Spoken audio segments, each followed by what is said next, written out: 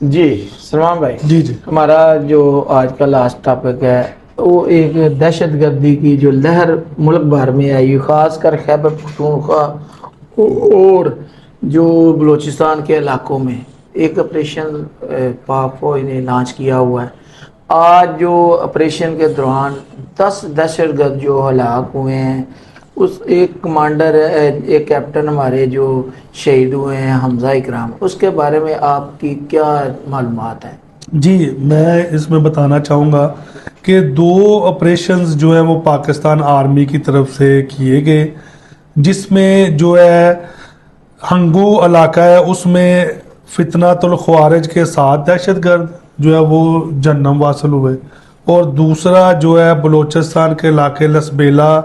اور آسم آباد میں آپریشن میں جو ہے 3 جو دہشت گرد ہے وہ فوت ہوئے، ہلاک ہوئے ہیں۔ تو اب اس میں دیکھنا یہ ہے کہ جو کارروائیاں ہماری آرمی کر رہی ہے،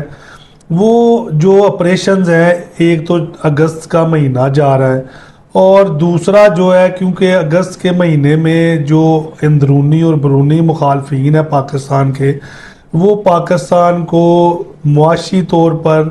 سیکیورٹی کی طور پر اور ان کے جان و مال جو ہے عوام کے اس کو نقصان پہنچانے کے لیے سب سے زیادہ سرگرم ہوتے ہیں، کیونکہ انہیں پتہ ہے کہ 14 اگست کو اور اگست کے مہینے میں پاکستان کے شہریوں کی جو محبت ہے اپنے وطن سے اور جو ان کی عقیدت ہے اپنے جو دو قومی نظریے سے، وہ سب سے زیادہ ہوتی ہے، اور اس دوران ہی وہ سب سے زیادہ حملے کرتے ہیں۔ اور اس میں سب سے جو کہہ لیں کہ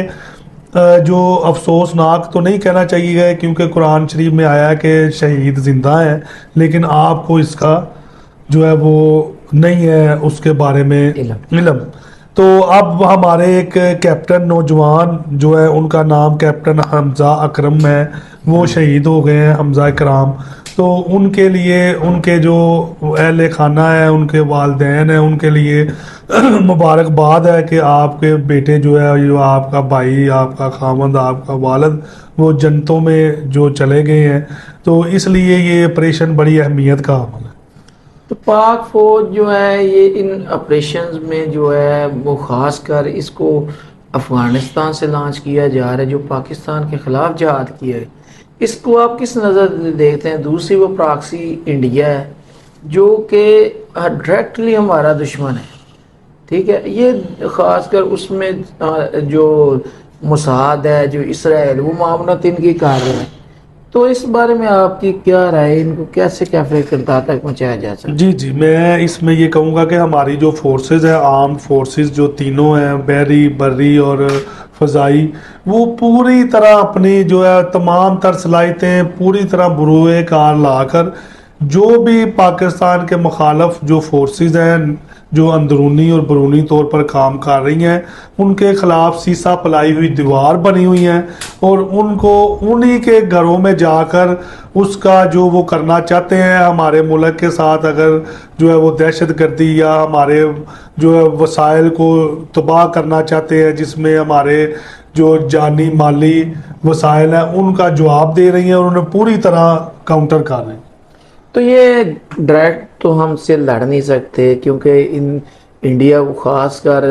جو 10 مئی کی جو جنگ ہے وہ بھولا نہیں ابھی تک، وہ اسی کا بدلہ ہم سے دیکھ رہے ہیں، ڈی سٹیبلائز کر رہا ہے پاکستان کو۔ اور اس کے ساتھ افغانستان میں بھی پاکستان نے آپریشن کیا ہے، کارروائیاں کی ہیں، وہ اسلام کے نام پہ حکومت بنی ہوئی ہے، لیکن وہ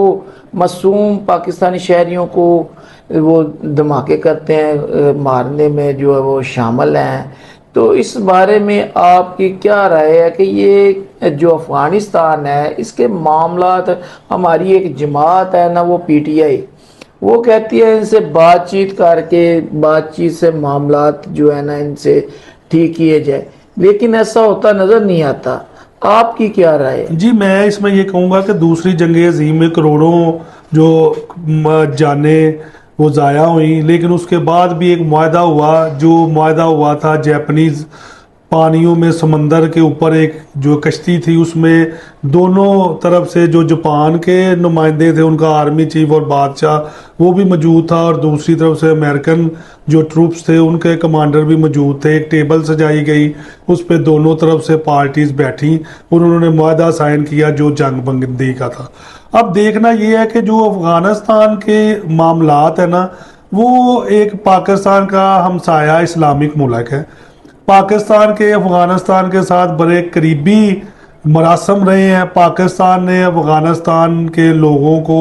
ہر مشکل وقت میں ان کا ساتھ دیا ہے، اور جو افغانستان کے لوگ ہیں جو اگر عمومی دیکھا جائے تو ان کے اندر بھی پاکستان کے لیے اچھے جذبات ان کے دلوں میں موجود ہیں. اب جو موجودہ کاروائیاں اور لڑائیاں ہیں، جیسے دو بھائیوں کے درمیان ایک گھر میں رہتے ہوئے بھی لڑائی ہو جاتی ہے اور اس کے بعد معاملات کو بہتر طریقے سے سیٹل کر لیا جاتا ہے، اسی طرح حالات واقعات یہ ہیں کہ ہمارے لیے ایک جو ہمارا کہہ لیں ازلی اور ابدی دشمن موجود ہے جو ہمارے مشرق کی طرف ہے. تو اس کو طرح بہتر طریقے سے اگر ہم نے اپنی پوری فورس اور جانداری سے اگر اس کو کنٹرول کرنا ہے تو ہمارے مغربی بارڈر پر جو ہے وہ سکون ہونا چاہیے. اور مسلم ممالک کے ساتھ تو خاص طور پہ، کیونکہ ابھی جو ہے معاہدہ بھی چل رہا ہے جو مسلم ممالک کے درمیان ہونا ہے، تو افغانستان بھی ایک مسلم ملک ہے، اس کے ساتھ بھی بیٹھ کر معاملات کو طے کرنا چاہیے. اور جو دہشت گردی میں لوگ ملوث ہیں دونوں ممالک میں، یعنی یہ نہیں کہ افغانستان یا پاکستان، دونوں طرف جو لوگ دہشت گردی میں ملوث ہیں ان کے خلاف دونوں حکومتوں کو مل کر پوری زور سے کاروائی کر کے ان کا کلا کما کرنا چاہیے. جی ناظرین، اب امید کرتے ہیں جو پاک فوج ہے اپنا جو یہ آپریشن کر رہی ہے یہ اس میں کامیاب ہوگی اور دہشت گردوں کو کیف کردار تک پہنچایا جائے گا. اللہ آپ کا اور ہمارا حامی. السلام علیکم.